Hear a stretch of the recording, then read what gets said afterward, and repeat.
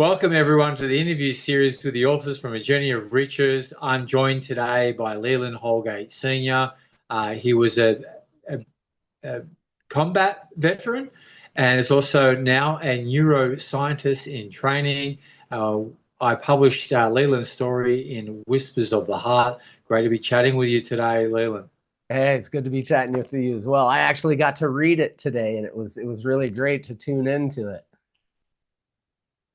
Nice, nice. And what was it difficult for you to write, or was it just did it flow effortlessly? Yeah, no, it really kind of just flowed out of me because I'm at this point in my journey now where everything in the rear view has lost its real emotional charge. So it's kind of just allowing me to use pieces of my story to help other people with a roadmap, basically connecting dots. So it kind of just flowed out of me.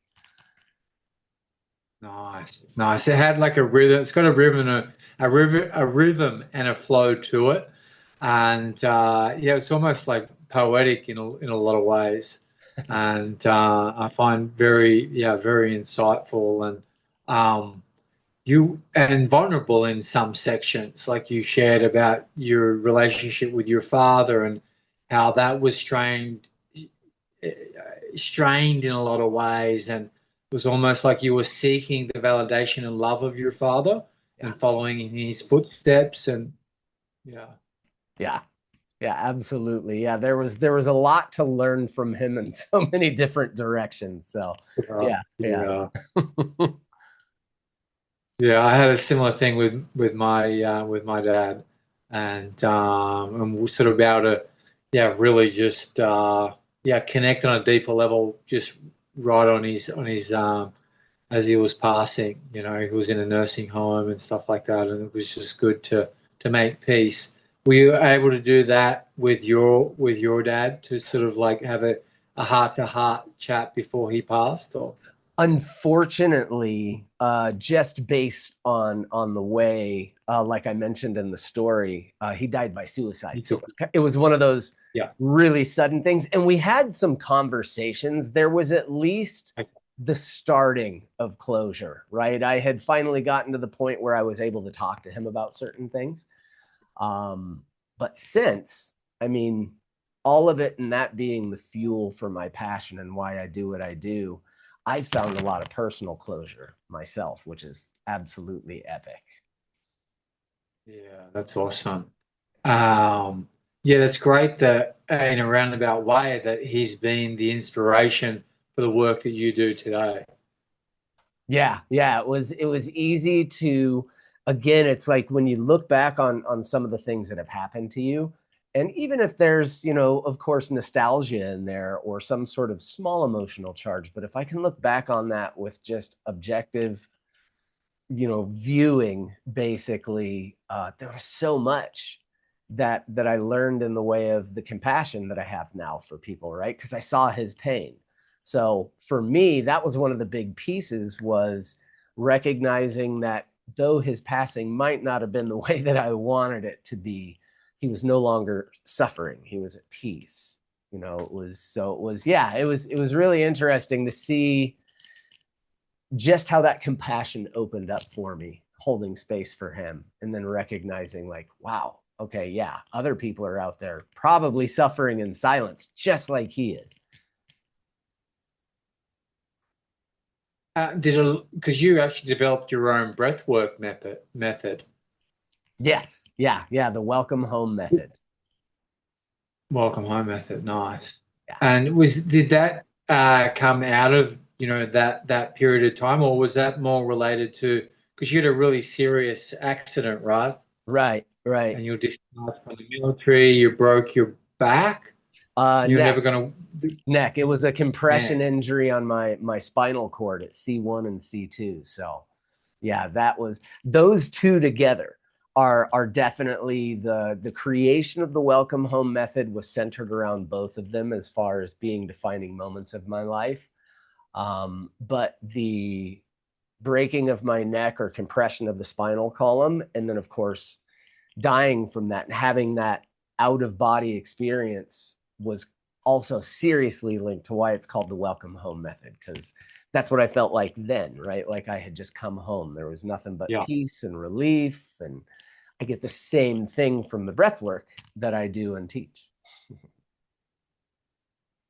Yeah, I mean, like phenomenal. I mean, you were pretty much told that you were never going to walk again. You don't, you're normally was a quadriplegic Yeah. from the, so from the shoulders down, but you were able to heal yourself through breath work, which is phenomenal. Yeah. Yeah. Uh, It was the entry vector was Video yoga. footage of it and everything.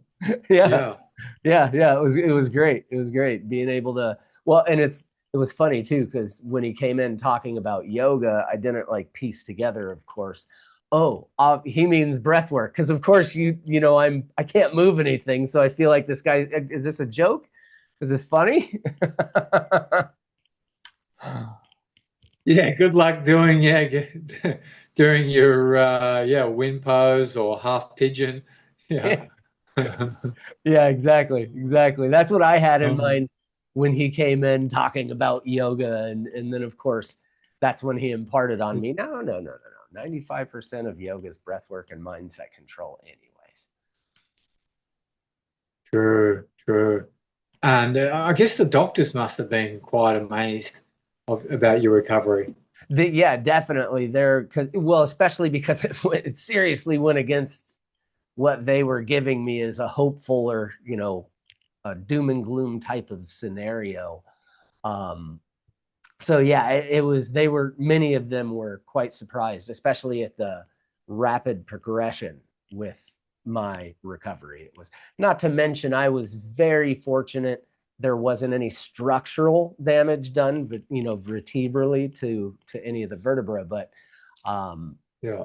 yeah, so I was fortunate in that aspect. A lot of people have so much more going on when they injure those areas. So I was fortunate that it was just limited to the spinal column, the spinal cord itself. But yeah, it was, man, that was something. Yeah, it's not the type of thing you'd wish on anyone, but I guess you wouldn't change it because it's, shaped who you are and led to so many positive things. You probably don't discover the welcome home method.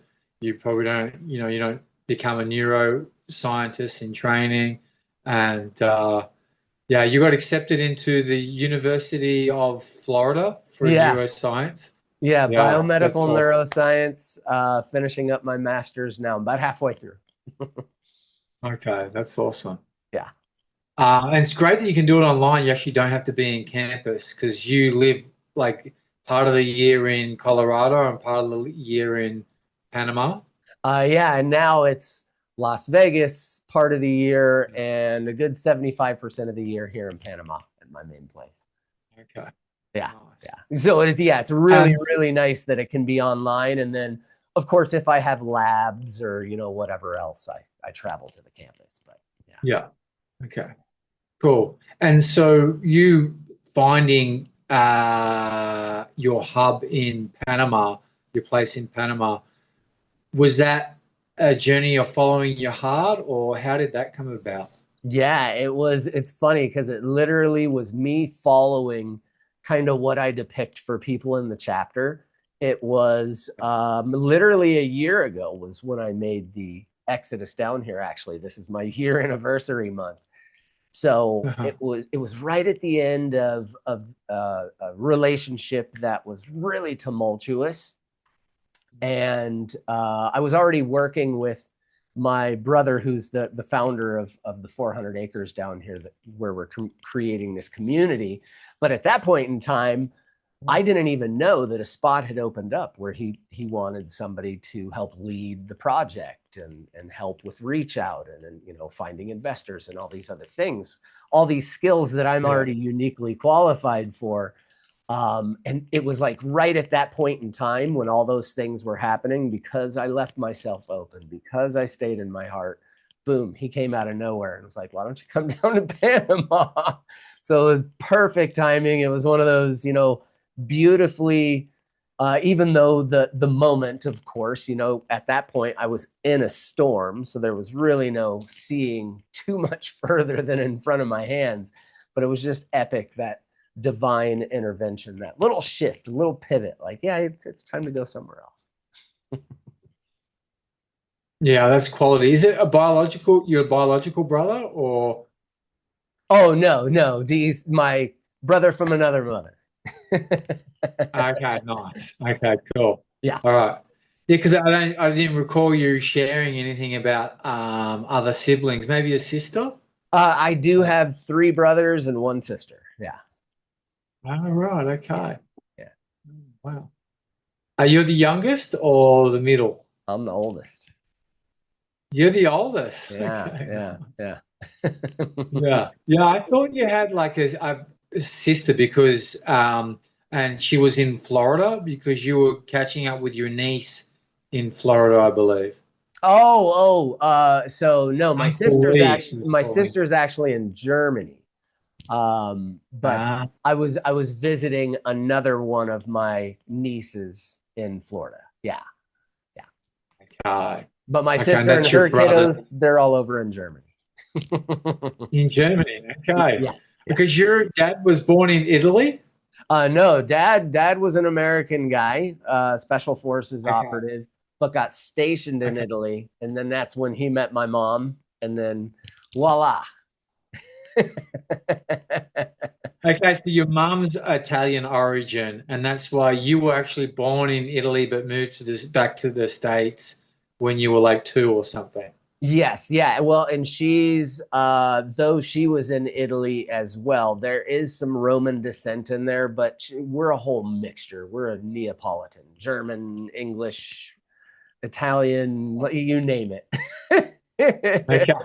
Typical European, right? The Roman Empire's Yeah. influence. You can see it. Yeah, they spread out far and wide, huh? Yeah, Yeah. absolutely. Big melting pot. Yeah. Yeah. Yeah. Okay, cool.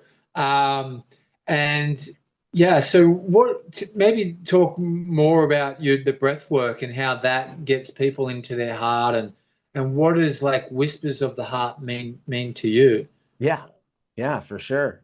So Whispers of the Heart is literally what listening to your heart is all about and what the breath work can help you find in those moments, especially even myself, when you have a tough moment or there's a challenge presented to you.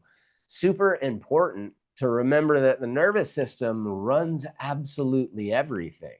And there's one thing that controls the entire nervous system. Yes, the brain controls the central nervous system and all of its outlying parts, but the command center, the real brain of the operation, is this guy right here. Main brain, number 1, center of your chest. And what do you know? It's right next to your lungs. It's actually cradled by your left lung. It literally has an indention in your left lung where the heart resides. So that right there just shows you the connectivity between, okay, I need to find myself into a more relaxed or calm state, because right now, obviously, I'm stressed out. I'm in fight or flight, especially my veterans, people that have been in dysfunctional relationships or abused as children, typically are pretty high strung. So it's tough for them to be able to come back down to these normal anxiety-free spaces, and the breath is the way to do that. And you can literally do it in less than a minute. In a minute, you can create coherence inside of the heart, which then ripples, of course, the signal goes upwards through the brain, and then the brain, of course, creates its own coherence, optimizing all the signals and creating synchronization, this alignment that happens within. And it's something that can happen so quickly with tuning into your breath. And then, of course, as I mentioned in Whispers of the Heart, the whole Whispers of the Heart is allowing yourself, even in those tough moments, to recognizing you're not wiping it away like it's, oh, it never happened, but you're allowing yourself to experience the challenge or whatever is arising in you in a more calm nature. It's very similar to when you are in combat yourself. Of course, I was in air, so that's very different, not on ground combat like a lot of my Marine and Army brothers. But for those that have been in those situations, it's easier for them to remember a time that they had a really, like, of course, like a gunfight is a really great example. They're still doing their job. They're still breathing, remaining coherent, so that way they can operate. And we're taught breath work whenever we are taught expert marksman things and rifle training. Breath work is actually a piece of military training. So when we break it down, especially for veterans, it makes it so much easier for them to recognize coherence doesn't mean calm. Coherence means aligned and in sync. It's okay to be freaked out. It's okay to be pissed off or triggered or whatever else, but within a minute to 2 minutes, you can shift absolutely everything with just even calm breathing in and out of the heart, just allowing yourself to be right where you are, not trying to change anything, not trying to be mindful like some of these meditations and nothing, just being there, just letting it be exactly the way that it is and shifting your breath. It's absolutely amazing what you can do in 120 seconds. Yeah, that's impressive that you can just do like a type of breath work and be have that heart and brain coherence. Yeah, it's super simple. If you want to, I'll do a 60-second one with you really quick. This is just like okay, let's do it. Super quick breath. Okay, let's do it.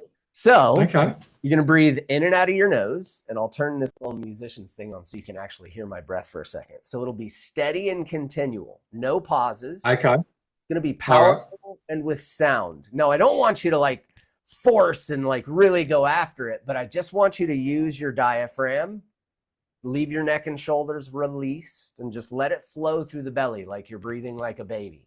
So it'll be like this. Okay.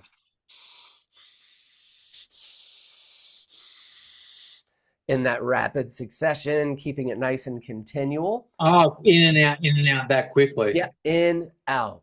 And we're going to do that just 10 times. That's it. 10 of those breaths.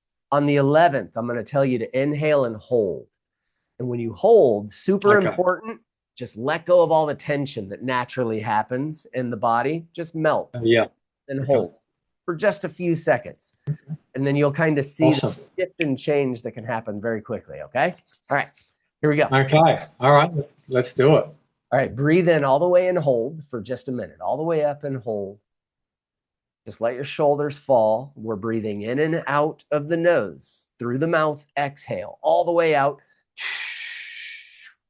In through the nose. Out through the nose. In through the nose. Out through the nose. In, out. In, out. There we go. Just like that. Just another 5. Just a couple more. Last one. Now breathe in all the way up, fill up all the way and hold. All the way up and hold. Swallow down, shoulders fall, face release. And go on that journey for the moment as you let go of tension. And in 5, 4, 3, 2, 1, exhale. Just let it go. Return back to your organic breath.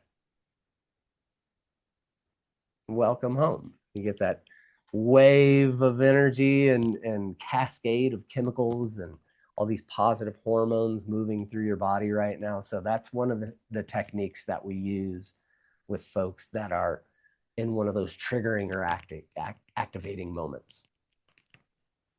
Yeah, that's powerful. Yeah, that's like back to homeostasis, like recalibrated. Yeah, that's awesome. Really cool. I like the simplicity of it too. I'm glad you like it. That's called 60 seconds. Yeah, that's powerful. That's super quick.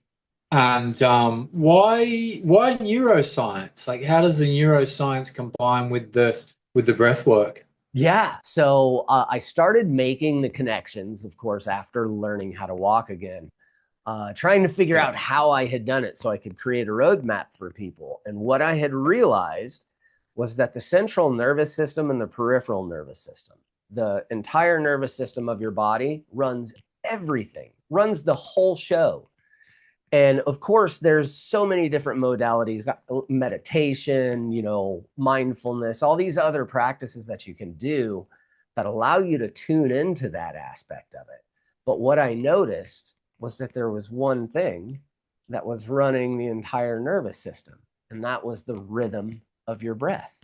Literally built into your medulla oblongata, the very bottom part of your brain stem. That's where your breath rate, just that natural rhythm of your breath, your blood pressure, heart rate, all of that comes from that survival point. So I recognized if I could shift the breath like I did when I was healing myself, oh my God, I can change absolutely everything. And now over especially the past decade, in fact, tenured professor at University of Florida, Dr. Gordon Mitchell, is the one that found that through things like you just did, which is called cyclic hyperventilation, and then acute intermittent hypoxia, which was the hold, those two things together can upregulate what are called trophic factors inside of your body. These are growth molecules. These are repair molecules. These are the starts of new stem cells and progenitor cells. So he found, and many, many scientists now since have found the direct link between your breath and your nervous system. So if the nervous system runs the whole show and all you have to do is shift your breath, then by that, we can rewire your entire nervous system with simple practice. Wow. Yeah, I mean, that's powerful. And then I guess that gives you the additional credibility that you're now a neuroscientist. And so with the masters, so you get to do the masters first, and then you do a PhD, and then you get the Dr. Leland Holgate Sr. Yes. Yeah, probably 2029-ish, somewhere around there, maybe 2030. But yeah, going for neurochemistry. And one of the things that, besides the authority side of it, of course, people trust doctors. They know you've trained yourself in evidence-based science and whatnot. I'm also afforded the ability now as a neurochemist, once that's the doctorate that I'm going to be moving into, I'll also be able to affect more research, because as much research is out there, and there's some really great stuff out there on breath physiology, the connection between the nervous system, we're just scratching the surface. So I'm excited to be able to further it and work with studies on specific things like MS and spinal cord injuries. So yeah, super excited. Yeah, cool. Yeah, nice. That's awesome. And so you also do work with heart math research? I am a heart math certified trainer. Yes. Yeah. And what led you to work with the Heart Math Institute? Man, they are essentially the leaders of the pack in neurocardiology research, which is all about the brain, the heart brain, and the knowledge that this thing is the command center of absolutely everything. So 31 years, 32 years now, I think, plus research into all the ways of the heart, from coherence, talking about resilience, so many different things that they have brought out. I mean, they just continue to lead the field. So it made so much sense for me to become involved with them at a trainer level, because I had realized, wow, heart math already works with the military. That means the breath work I was learning in the military is already heart math. So I was already kind of halfway there. And so, yeah, it's helped me connect so many dots that have made the welcome home method much more effective as a multifaceted modality, which is what the welcome home method is. Nice. Yeah. And have you been to the Heart Math Institute? No, I haven't been to the actual facility itself, but I am excited to go in the future. It's going to happen. Yeah, nice. It's in Northern California. Yeah, yeah. So I'm I'm already fanboying out about like future images and visualizations of doing research with them. Like, Yeah, that'd be awesome. That'd be amazing. They really are. Some of their findings and studies are quite groundbreaking. Have you seen the movie The Power of the Heart? No, I haven't. Okay. That's a really interesting film. I think you would I'll have definitely to go check it appreciate out it. now. Sounds like it's up my Yeah. alley. Yeah. It's the same director for as The Secret. So, Oh, okay. Drew Harriet's the director. And yeah, it's really, it takes, Mark Nepo from Mahathmath Institute. He's in the film. You got Deepak Chopra and a bunch of other experts that talk about that. Maya Angelou, before she passed away, Beautiful. she talks about, the heart connection and poetry, and then this woman, I can't remember pronounce her name correctly, Immaculée Ilibagiza, Hmm. I think it's her name. She was a survivor of the Rwandan genocide, Oh, wow. and yeah, so they do a reenactment of them hiding in the bathroom, and then them the men coming around looking for them to cut them up into pieces essentially, and how they survived. Wow. So it's Yeah. really and basically how forgiveness impacts the heart, and that was really the power of the heart. And she basically forgave because the man that was looking for them was their next door neighbor, Oh, wow. and she'd known them. She'd known him since she was a little girl. So yes, a little bit of that in the power of the heart, how forgiveness is such a powerful way to keep the heart open and not Yeah. closed. Yeah. Yeah, I love that. I'm gonna have to check it out now for sure. It's definitely on my list. yeah, yeah. Power of the heart. I think you definitely appreciate it. So, Absolutely. um, yeah, I think it was released like 2015, so Okay. maybe a little while ago, but not too long ago. Um, yeah, and what do you hope like readers take away from your chapter? Oh my goodness, that it is never too late. That is the one thing that I'm always trying to make sure people understand is it's never too late. You can always make a change. You can always make a shift. There's no such thing as blowing too far off of course. It all eventually comes out in the wash once you really, really tune in to this beautiful conductor right in the center of your chest and the center of your being. So that's the one big thing I hope they take away from my chapter is never give up. Keep going. You got this. Nice. And why do you feel like there's so much resistance from heart-based living? I think it's because we've just been so programmed, right? Especially in the Western cultures, we've just been so programmed toward distraction that we've kind of disconnected with the way our tribal ancestors were, which was connected to themselves, connected to those around them, connected to the planet, So we've just, as a society, we've been in this super distracted, super disconnected, super in my own bubble, I'm in my lane, you stay in your lane type of mentality. And it's allowed us Yeah. to just truly disconnect with who we are, I think, as human beings. Hmm. And so, what are some of the things that you do to, apart from breath work, or in addition to breath work, to really get into that, to really feel that heart connection? Oh my God, yeah. So breath work for sure, meditation, grounding Yeah. is one of my things. Constant sun gazing. I've got the beach, Yeah. some of the most beautiful beaches, of course. So water, and salt baths.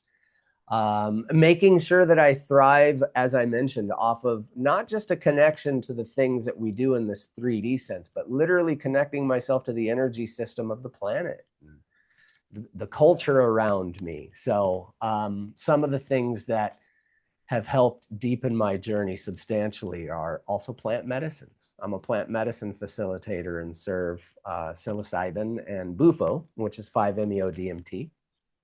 And of course, you get in touch with a lot of the cultural side of yourself when you sit with some of these beautiful medicines, because you're doing something that they've been doing for thousands and thousands and thousands of years. Like your family, your ancestors, all of you. It doesn't matter who Right. you are, your family somewhere down your line has been eating mushrooms, just the entirety of this existence. So yeah, it's in all of our ancestry somewhere back in the lineage. Yeah. Yeah, no, I've tried psilocybin, and I did a psilocybin journey, and yeah, it was fascinating. It brings up a lot of it brought up a lot of my fears Yeah. and anxieties, and just a lot of that mind chatter, and just then I was able to let that go and drop into the heart, and whew, there Yeah. was a little bit of fear there actually, just that because I wasn't used to just sitting in the heart. It was so like sensitive and like there's a vulnerability there. Yeah. Um, yeah, it's such a Yeah, nice place to it's very fragile and very powerful, but that's one of the yes, things I tell people as a facilitator. It's like, it's not easy. Oh my goodness. Like, you're going to get to open up and view things that you've probably repressed for a long time.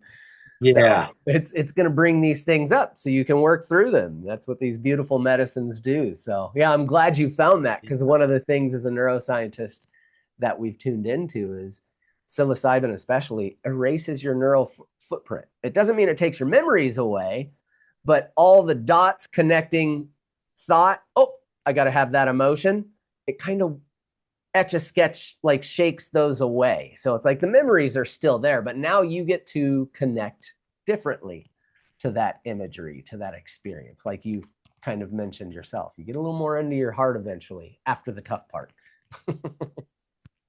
yeah. I did. I heard that there's a lot of research going on in the US around the connection between psilocybin and brainwave activity, and then the brain and heart coherence. Yeah, yeah, absolutely. That's really cool. It's Yeah. really cool stuff. I'm super excited to be able to nerd out and be part of the nerds doing research on that stuff moving forward.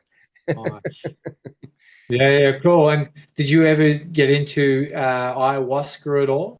Yeah, I've sat with pretty much everything out there except for combo and iboga. I haven't done like the iboga experience yet or combo, but everything else I've pretty much sat with.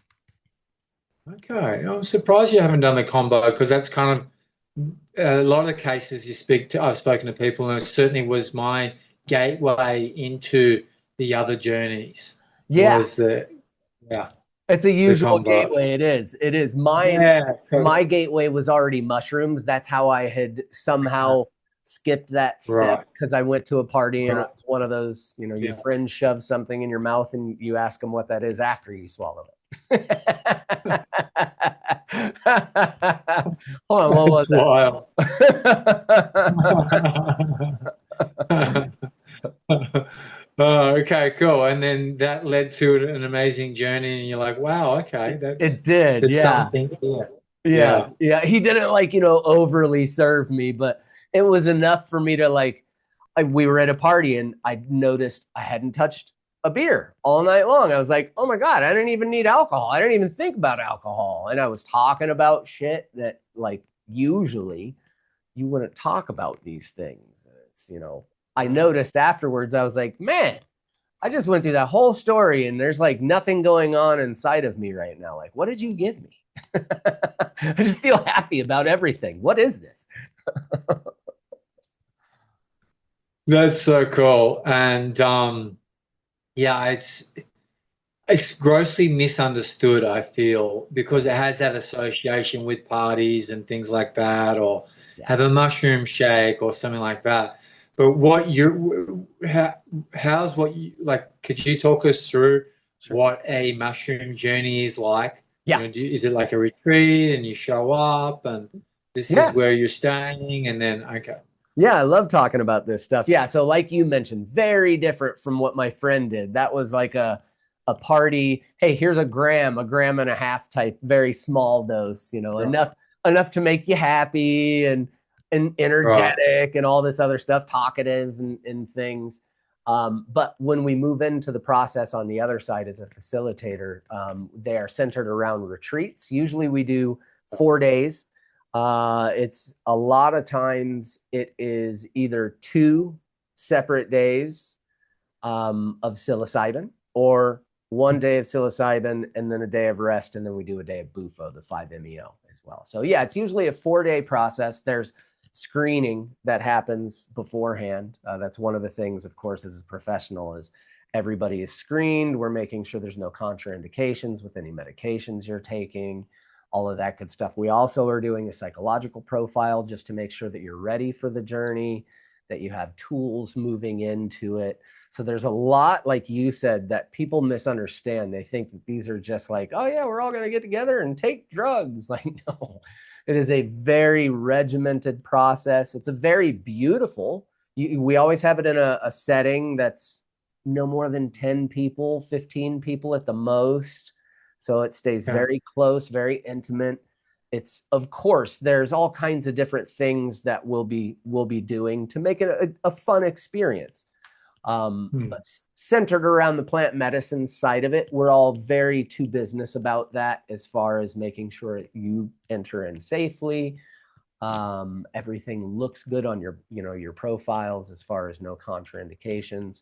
And then when you're ready, everybody shows up at these beautiful spaces that we do these at, usually in like Colorado. There's some places in Texas that we do them. And of course, we're going to be doing them here in the future. But everybody gathers after we make sure everybody's safe and ready to go in. And then when everybody gathers, we move into a few things, setting up and all these other things. When it's time for the medicine, it's anywhere from about 3 to 4-ish grams. It just depends on the person, their weight, things like that. So yeah, it's usually 3 to 4 grams start, that's a pretty good size macro dose, as you've experienced in the past. And then within about an hour and a half, we redose, usually another 2.5 to 3 grams, depending on where they're at. Are they, again, in the state to handle more? Because here's the thing that a lot of people don't realize is, once I take those first 3 grams, an hour and a half later to 2 hours later, if I take another 3 grams, it's not going to like super blah, blah, blah, like put me over this edge. It's going to extend what I'm already experiencing.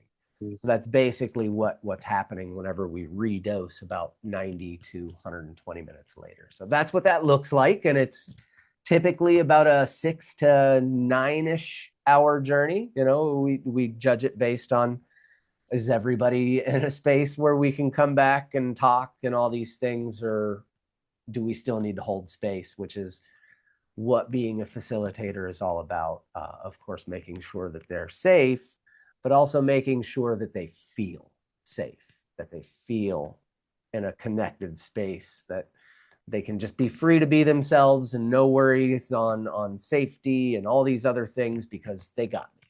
So yeah, it's a beautiful space. I love doing it. Oh, that's cool. And so you rent out like a big house or something, and everyone just goes to the house, or? Yeah, there's big facilities that we use. There's some like different spaces that we use that are absolutely gorgeous. Yeah.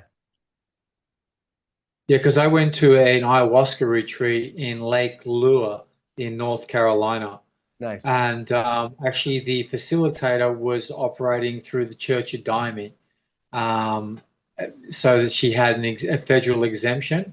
Otherwise, it was considered a grade 1 drug in the state of North Carolina, but she had that federal exemption. So is there any restrictions or anything with the facilitating psilocybin journeys? I know that it was the states were opening up about test trials and things like that, treating depression. And is there any restrictions in being a facilitator with psilocybin? Well, there's obviously, it just depends on the country, or especially like you said, the states. There are some it's decriminalized in already, like Colorado and Oregon.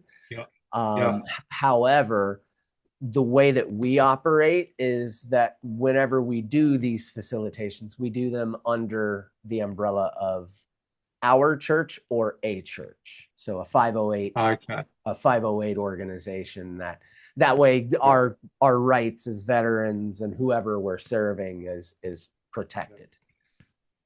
Nice. Yeah. Cool. Yeah. So thankfully, we've got we got the whole legalistic side handled, thankfully. yeah. That's very important. And then, Yeah, yeah, people just know that, it's okay. It's, it's all good. And yeah, the yeah, door's not going to be busted down while you're doing the journey, or, you know what exactly. I mean? Yes, Yeah, we are dotting I's, crossing T's, and all that good stuff. So just to make sure, yeah. yeah, everybody has their chance to heal in the way that they would like without worrying. Yeah. Because I mean, I don't know if it would ever really happen, but um, yeah, you doing, I mean, an ayahuasca journey or something, and then the house gets, yeah. But yeah, no, I found it very heart opening. And again, I find that with ayahuasca as well, with the psilocybin journey that I did, a lot of the my stuff came up first. It was almost like the shadow stuff, the stuff that we suppress came up first. And then once I was able to move through that, then it was just, yeah, very heart opening, and Yeah, very like bonding with everyone that was there as well. Like you just have found this natural bond and connection with everyone. And yeah, it was really cool. yeah, Cool yeah. I love experience. that. That's one of my favorite things to like see inside of the group, element Yeah. is this cohesion that just naturally happens, this coherence that forms between the group. It's amazing. Yeah. Yeah, I think that's the right word for it. Is a cohesion. Yeah, Yeah, just yeah, bind together, and just it's effortless. yeah. It Um, is. Yeah. yeah, it's really cool. Awesome. And anything else that you'd like to share about Whispers of the Heart? And it's currently number one in the US in memoirs. Number one in just he got number one in Australian memoirs. And it's number one in Italy in two Nice, categories. nice. Yeah. So yeah. Yeah, I love it. I love it. No, I think that's pretty much it. And of course, I'm now reading through some of our co-authors, of course. And Yeah. man, besides not just my story, like what I want to tell people is this book is filled filled Yes. with resource and soul and a mixture of science and all of it. It's all in there. So Yes. yeah, really, really Yeah. great. Nice. Well, it's yeah. Of course, people can get it 99 cents for the ebook, 15.50 for the paperback, and also Audible version in the United States is 9.99. So There we go. Yeah, I love it. I love it. yeah, happy days. Well, Awesome. great chatting with you, Liam. Yeah. Thank you. Thank you. It was an honor to be a part of this project. Yeah, likewise. Appreciate you. Awesome, brother. And Cheers. how can people get in touch with you? So they can reach out to either my email, which is super simple, Leland at thewillfulwarrior.com, or you can just go to my website, thewillfulwarrior.com, and there's ways to connect with me there as well. And then, of course, all the different things that we offer. Okay, awesome. Sounds great. Appreciate you. Yeah, awesome, brother. Thank you so much. I appreciate you.